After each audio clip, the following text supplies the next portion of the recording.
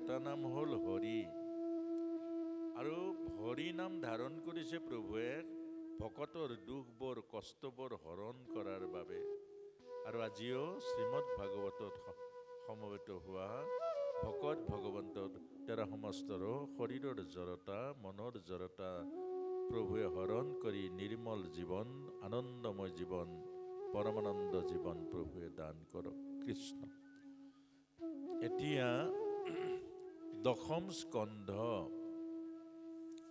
যেতিয়া ভগৱান কৃষ্ণ দশম স্কন্ধত কিয় আছে বাৰু? গোটেই শাস্ত্ৰখনে কৃষ্ণময় নহয় জানো? কিন্তু ভগৱান কৃষ্ণ জন্ম হ'ল দশমত। কেলে? অৰ্থাৎ আমাৰ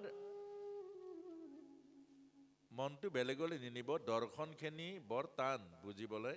আমাৰ ফালে মুখ কৰক, বেলেগ ফালে নাই, এইফালে ঘূৰি বহক। আই মাতৃসকলে যিখিনি বহা নাই এইফালে ঘূৰক, এইফালে ঘূৰক, এইফালে ঘূৰি দিয়ক।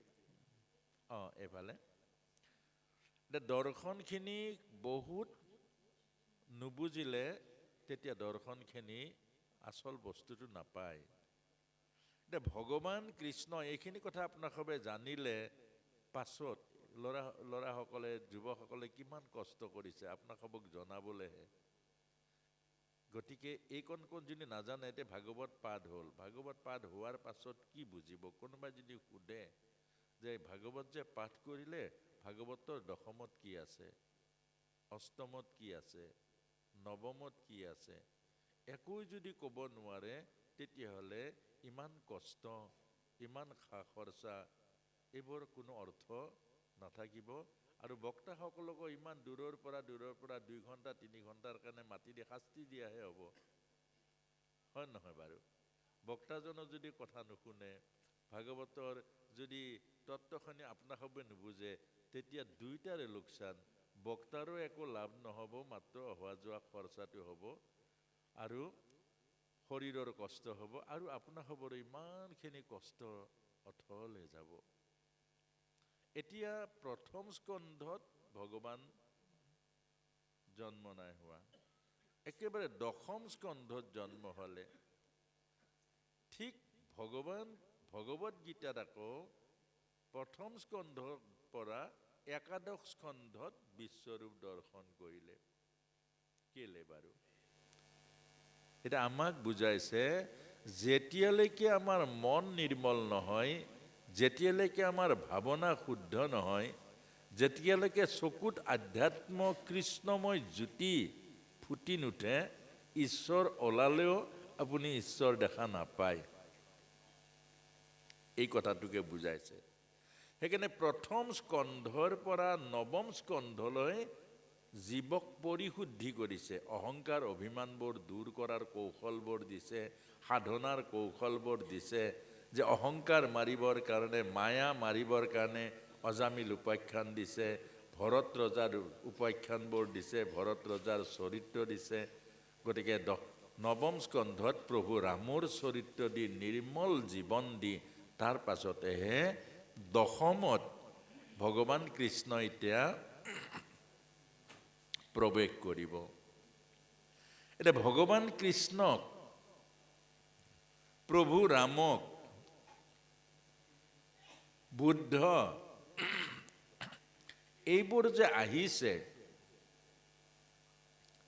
এওঁলোক আহিছে নে কোনোবাই আনিছে? এতিয়া প্ৰশ্ন সেইটো। অৰ্থাৎ আপোনাৰ জীৱনত কোনোবাই ভক্তি দিব নে আপুনি ভক্তি আনিব লাগিব? আপোনাৰ জীৱনত ধন ঐশ্বৰ্যৰ এই টকা পইচা কোনোবাই দিব নে আপুনি আনিব লাগিব? আপুনি যে পুণ্য আপুনি ঘটিব লাগিব নে কোনোবাই আপোনাক পুণ্য দিব? এইটো বৰ ডাঙৰ কথা আকৌ। এই কথাটোকে আমাক বুজাইছে যে প্ৰতিজন ভগৱানক যিমান জন্ম পাইছে সংসাৰত কোনোবাই আনিছে। আজি যে ভাগৱতৰ অনুষ্ঠানটো পাইছে কোনোবাই পাতিছে, নিজে নিজে হোৱা নাই। আপোনাৰ সন্তানটো যে জন্ম হৈছে নিজে নিজে হোৱা নাই, আপোনালোকে পিতৃ মাতৃ আনিছে। এতিয়া প্ৰশ্নটো হ'ল আনাটো সত্য, কোনোবা নাথাকিলে আনিব নোৱাৰে আৰু আহিবও নোৱাৰে। যে ভগৱান মই আহিম, নোৱাৰে আহিবলৈ, কোনোবা পিতৃ মাতৃ আনিব লাগিব। কোনোবা দেৱতা এজনে যদি ভাবে মই সংসাৰলৈ যাওঁ, নোৱাৰে আহিবলৈ, কোনোবা এজন সংসাৰী পিতৃ মাতৃ লাগিব।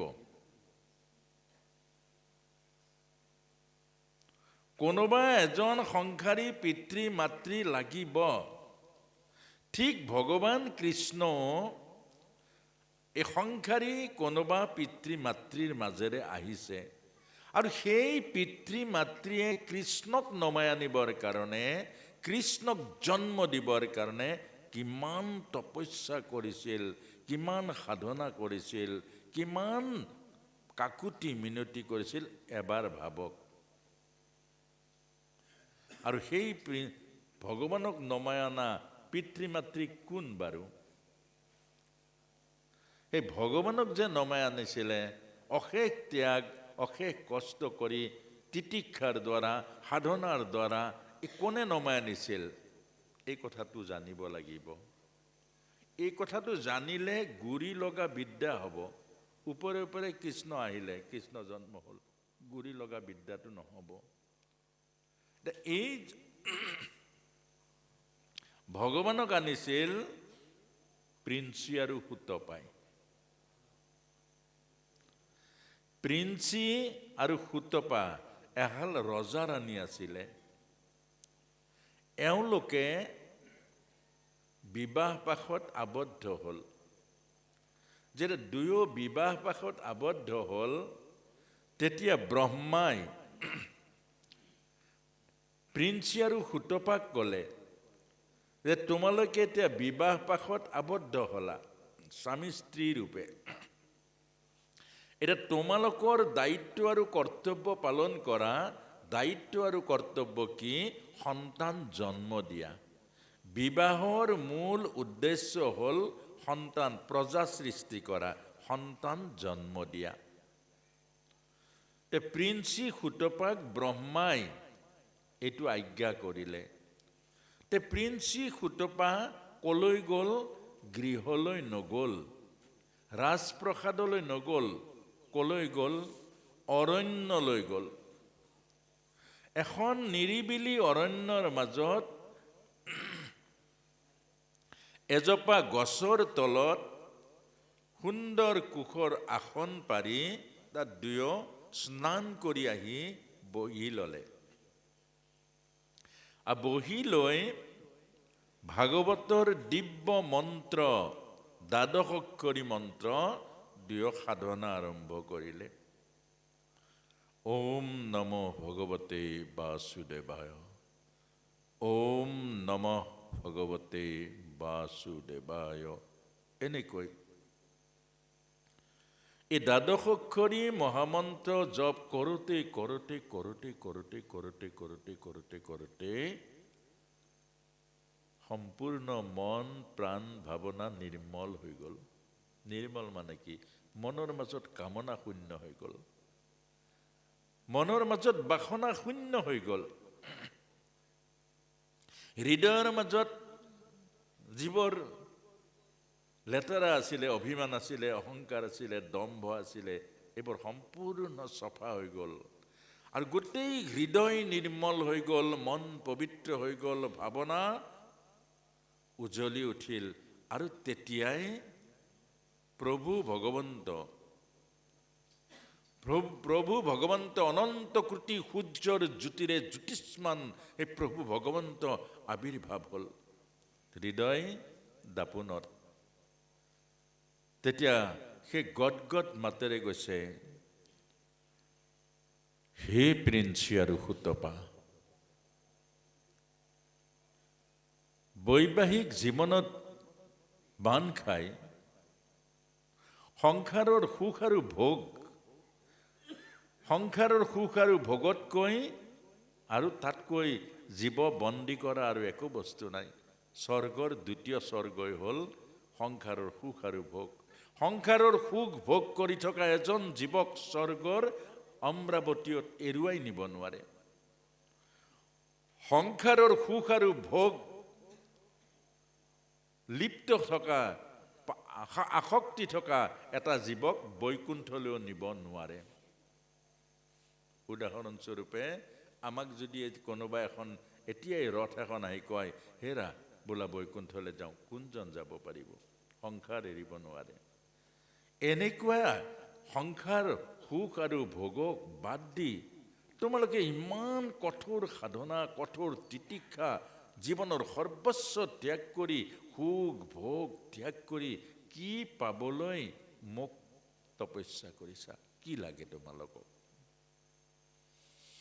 তেতিয়া প্ৰিন্সি আৰু সুতপাই কৈছে, হে সচ্চিদানন্দ পূৰ্ণ বিগ্ৰহ পুৰুষোত্তম ভগৱান প্ৰভু, আমি জানো এই সমস্ত সৃষ্টিৰ জীৱই তোমাৰ অংশ। এই প্ৰতিটো জীৱ হৈছে তোমাৰ অংশ। কিন্তু প্ৰভু, তোমাক পাহৰি, তোমাৰ অংশ জীৱই তোমাক পাহৰি বিষয় বাসনা ভোগৰ কাৰণে বহিৰ্মুখী ধাৱমান হৈছে। বিষয়ৰ ভোগৰ কাৰণে, বিষয়ৰ সুখৰ কাৰণে জীৱনৰ আশা আৰু বাসনাৰ পাছে পাছে এনেদৰে দৌৰিছে যে তোমাৰ সুন্দৰ সুখময় কোলা ত্যাগ কৰি প্ৰভু এই জীৱবোৰক, এই জীৱ সমস্তক, তোমাক পিঠি দিয়া জীৱ সমস্তক, ভোগৰ পাছে পাছে দৌৰা জীৱ সমস্তক ঘূৰাই আনিবৰ কাৰণে একমাত্ৰ উপায় প্ৰভু তুমি। তোমাৰ ব্যতিৰেকে এই বাসনামুখী জীৱক, ঈশ্বৰ বিমুখ জীৱক ঘূৰাই আনিব নোৱাৰে। আজি এটা কথা আপোনালোকে ভাবকচোন, আজি যদি ভাৰতবৰ্ষৰ আধ্যাত্মিকতা নাথাকিলেহেঁতেন, গীতা ভাগৱত নাথাকিলেহেঁতেন, নামঘৰ নাথাকিলেহেঁতেন, আমাৰ অৱস্থা কি হ'লহেঁতেন? আমাৰ অৱস্থা কি হ'লহেঁতেন? এটা গাহৰিৰ নিচিনা জীৱন হ'লহেঁতেন, অকল ভোগতে থাকিব লাগিলহেঁতেন। সমন্বয় নাথাকিলেহেঁতেন, সম্প্ৰীতি নাথাকিলেহেঁতেন, একাত্মা নাথাকিলেহেঁতেন। আৰু সেই কাৰণে প্ৰভু আমি তোমাক পুত্ৰৰূপে পাবলৈ কৰিছো কামনা। আচৰিত নহয়নে বাৰু? সৃষ্টিৰ প্ৰতিজন পিতৃ মাতৃয়ে নিজৰ কাৰণে পুত্ৰ বিচাৰে, শ্ৰাদ্ধ কৰিবলৈ পুত্ৰ বিচাৰে, পিণ্ড দিবলৈ পুত্ৰ বিচাৰে, বৃদ্ধকালত সংগ দিবলৈ পুত্ৰ বিচাৰে, ধন ঘটি আনি সুখত ৰাখিবলৈ পুত্ৰ বিচাৰে। আৰু একমাত্ৰ এহাল পিতৃ প্ৰিন্সি আৰু সুতপাই কৈছে, আনৰ জগতৰ সমস্ত জীৱৰ কল্যাণৰ কাৰণে, জগতৰ সমস্ত জীৱৰ উদ্ধাৰৰ কাৰণে পুত্ৰৰূপে পাবলৈ তোমাক আমি কৰিছো কামনা। আনৰ কাৰণে যি সিয়া তাকেই ভাগৱত প্ৰেম বা ভাগৱত ধৰ্ম বুলি কৈছে।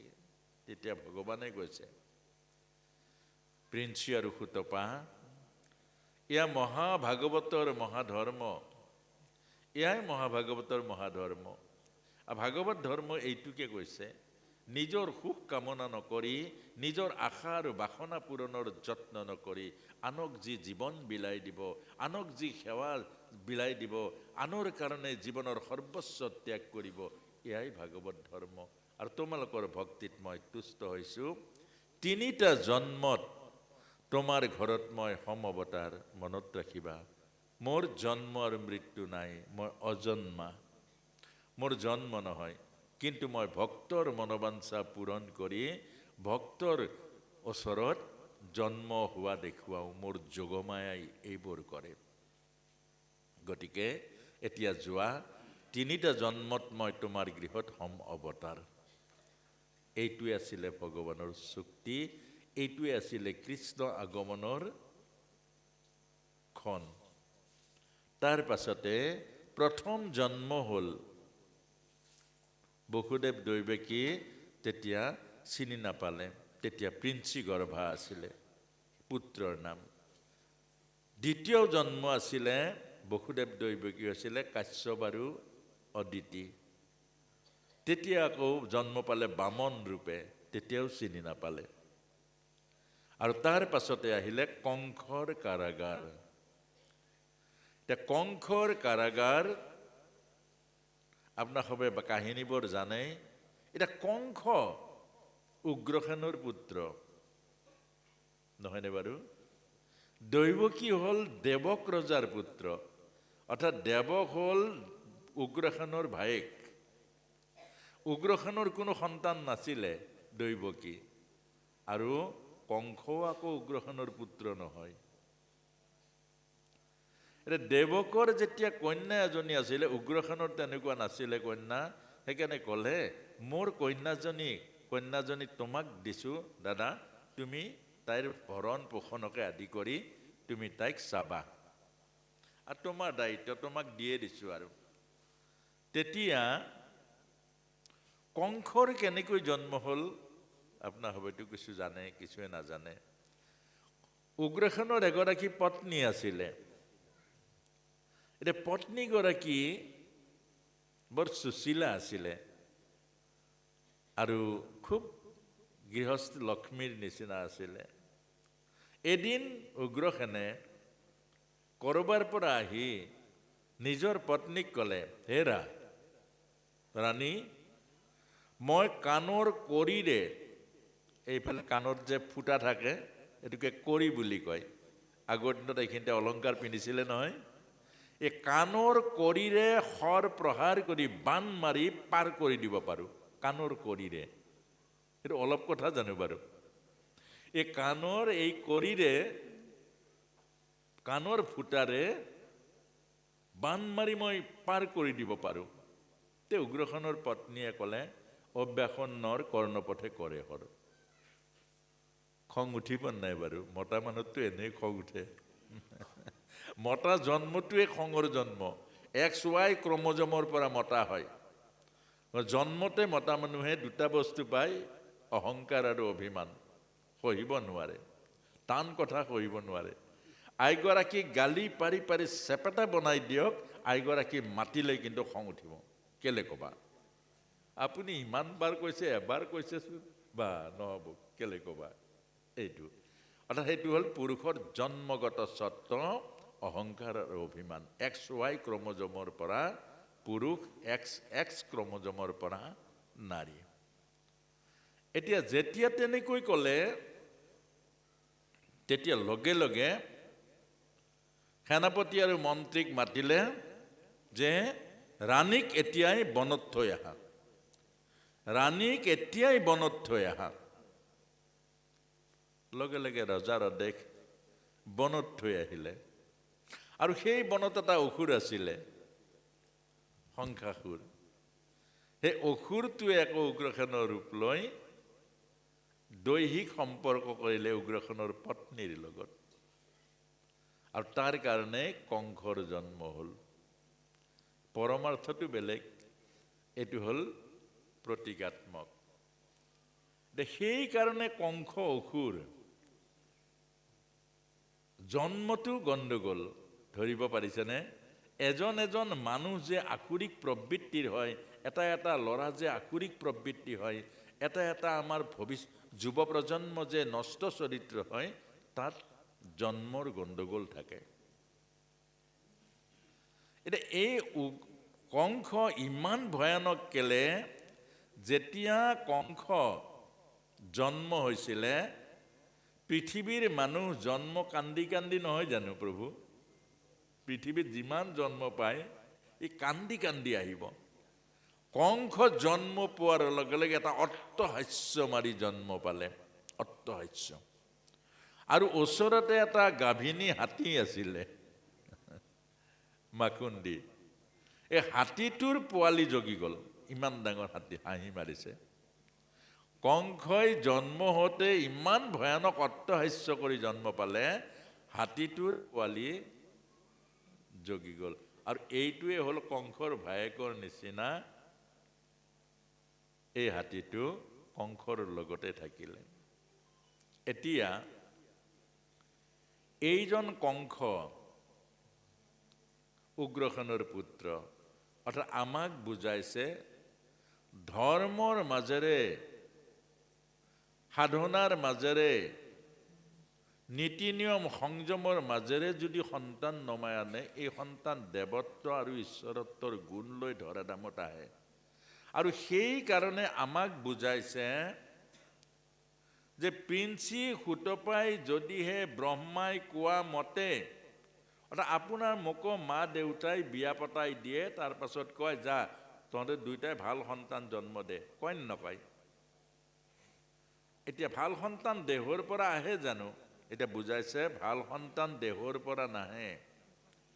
এতিয়া ভাল সন্তান পাবলৈ হ'লে সাধনা কৰিব লাগিব, তপস্যা কৰিব লাগিব।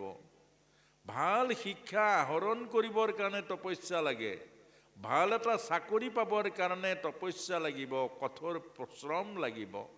ভাল এটা ঘৰ বনাবলৈ ধৈৰ্য লাগিব আৰু সাধনা আৰু কষ্ট স্বীকাৰ কৰাৰ মন লাগিব। ভাল এটা সন্তান ঈশ্বৰীয় গুণযুক্ত, দৈবিক গুণযুক্ত, স্বামী বিবেকানন্দৰ নিচিনা যি বিশ্ব দৰবাৰত থিয় হ'ব পাৰে, এনেকুৱা মহান আত্মা জন্ম নমাই আনিবৰ কাৰণে আমাক কিমান তপস্যা লাগিব, এই কথাটোকে আমাক বুজাইছে। কিন্তু আজি বাপেকৰ নিচিনা পুতেক নহয়, ককাকৰ নিচিনা নাতিনেক নহয়। দ্ৰুত গতিত সমাজখন অৱক্ষয় হৈছে। কেলে হৈছে? দিনে দিনে আমি নীতি নিয়মবোৰ এৰি দিছোঁ, দিনে দিনে ধৰ্মবোৰ পিঠি দিছোঁ, দিনে দিনে আমি সদাচাৰবোৰ এৰি দিছোঁ। আমি প্ৰায় পশুৰ নিচিনা দেহ অভিমানী হৈ পৰিছোঁ, পশুৰ নিচিনা দেহৰ উপভোগ কৰিছোঁ। যে আমি দেহৰ উপভোগৰ কাৰণে সৰ্বস্ব ত্যাগ কৰিছোঁ, ধৰ্ম ত্যাগ কৰিছোঁ, সদাচাৰ ত্যাগ কৰিছোঁ। এতিয়া আপোনালোকে চাব, আমি আজি যিবোৰ খাদ্য খাইছোঁ ধৰ্মত পৰে নে নপৰে এতিয়া ল'ৰা ছোৱালী বিচাৰ আমি নকৰোঁ। এতিয়া সেই ল'ৰা ছোৱালী বুলি ক'বলৈ নাই, আগত আছিলে ল'ৰা ছোৱালী, এতিয়া আমাৰ বয়সস্থসকলো একেটাই হৈ পৰিছে।